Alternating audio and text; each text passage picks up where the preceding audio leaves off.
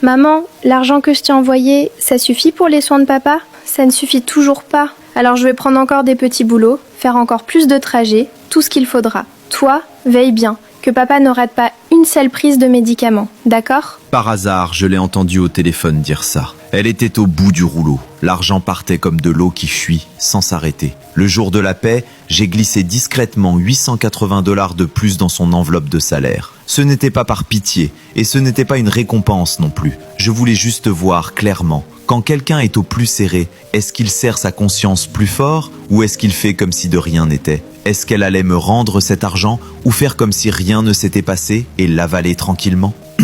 Je m'appelle Mathieu, j'ai 55 ans. Ce chantier, je l'ai pris moi-même et les règles, c'est moi qui les fixe. Ce jour-là, j'étais près de l'échafaudage. Je regardais Marie porter du ciment et soulever des barres d'acier dans la poussière. Le vent gris soufflait, on aurait dit qu'il te ponçait la peau. J'ai dit à ma femme: tu vois cette femme qui travaille sur le chantier? Ma femme a dit: oui, je la vois. Et alors? J'ai dit: son père est hospitalisé, il faut beaucoup d'argent. Aujourd'hui c'est la paie, je vais lui donner 880 $ en plus. Si elle rend cet argent, je prends en charge tous les frais médicaux de son père et en plus je la mets responsable ici. Le visage de ma femme s'est fermé d'un coup. Tu es fou, cet argent ne reviendra pas, elle ne le rendra pas. J'ai secoué la tête. Sur ce chantier, des bras, j'en ai. Ce qu'il me manque, c'est quelqu'un à qui je peux faire confiance. Je dois essayer.